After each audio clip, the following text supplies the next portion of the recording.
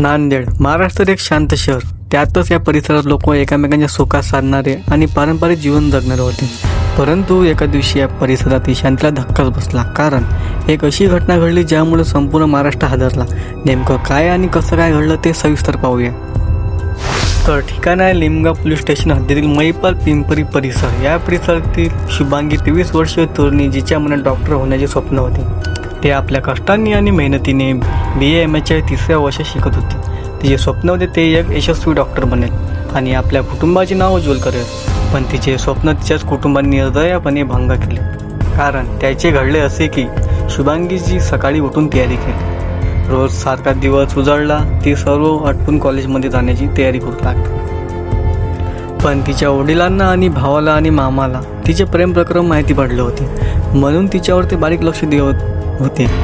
त्यांनी तिला, मी तुझ्यासाठी स्थळ बघितलं आहे आणि आज तू कॉलेजला जाऊ नकोस, आज ते पाहुणे बघायला येणार आहे असल्याचे सांगितले. शुभांगीच्या पायाखालची जमीन सरकली.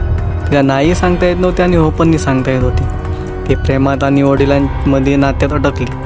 या दिनाच्या दुसऱ्या दिवशी नांदेडमध्ये धक्कादायक घटना घडली. शुभांगीचे कुटुंबीय तिच्या प्रेमसंबंधाच्या मान्यता देत नव्हते. शुभांगी गावातील एका तरुणासोबत तिचे प्रेम प्रकरण होते, पण कुटुंबाला ते मान्य नव्हते. त्याने तिला दुसऱ्या मुलाशी लग्न करायला भाग पाडले. मात्र शुभांगी हुशार होती. तिने चपळाईने त्या स्थळाला नकार देण्यास भाग पाडले.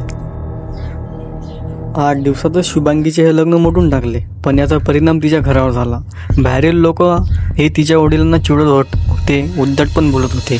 यामुळे गावात तिच्या कुटुंबाची खूप बदनामी झाली. दुसऱ्या दिवशी तिच्या वडिलांनी तिच्यामुळे झालेल्या या बदनामीचं तीच भरपाई करेल असा कच रचला.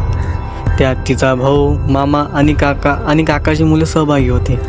ते कॉलेजला जाताना तिला रस्त्यात अडवून एका शांत जागेत नेण्यात आले. तिथे तिचा गळा दाबून मारून टाकले आणि ते मृतदेहसुद्धा जाळून टाकला. इकडे सर्व लोकांसाठी 3 दिवसापासून शुभांगी बेपत्ता होती. त्यात मित्रमैत्रिणीमध्ये तिची चर्चा सुरू झाली. कोणी म्हणत होती की ते पळून गेली, ते नेमकी कुठे गेली होती याचा शोध सुरू झाला. काही काळानंतर 3 दिवसापासून एका माणसाने हा सर्व प्रकार होऊ शकतो अशी बातमी पोलिसांना पाठवली.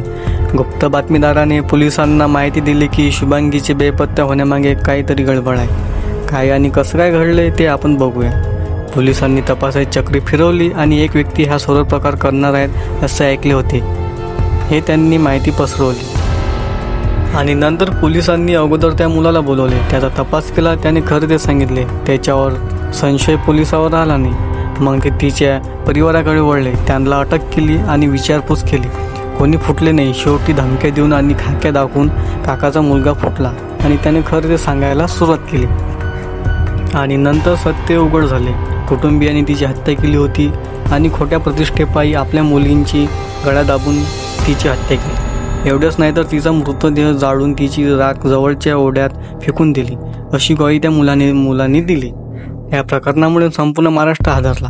नांदेडमधील निमगाव परिसरातील पिंपरी मायपाल या गावात ही दुर्दैवी घटना घडली होती. पोलिसांनी तपास करून शुभांगीचे वडील, मामा, भाऊ आणि काकाची 2 मुलं अशा 5 जणांना अटक केली. शुभांगीच्या स्वप्नाचे तुकडे झाले होते. तिच्या स्वतःच्या कुटुंबाने तिचा प्रवास थांबवला होता. मात्र तिच्या डोळ्यातील चमक, तिच्या स्वप्नातील गाभा सर्व काही एकाच क्षणात लोक पावले. परंतु तिची कहाणी महाराष्ट्राच्या हृदयात कायमची कोरली गेली आहे. या घटनेमुळे नंतर नांदेड गावातील दुःखाचे सावर पसरले. गावातील लोक आपल्या मुलींच्या स्वप्नांच्या पाठिंबा देण्याचे वचन देऊ लागले. शुभांगी तुटलेले स्वप्न आणि तिच्या बलिदानाला लोकांना विचार करण्यास भाग पाडले की आपले खरे प्रेम आणि आदर आपल्या मुलाचे स्वप्नांच्या पुरते येत असते. शुभांगीच्या स्मृतीने सर्वांना एक महत्त्वाचा धडा शिकवला. आपली मुलं हे आपलीच असतात. याविषयी तुमचे मत काय आहे हे नक्की कमेंटमध्ये सांगा.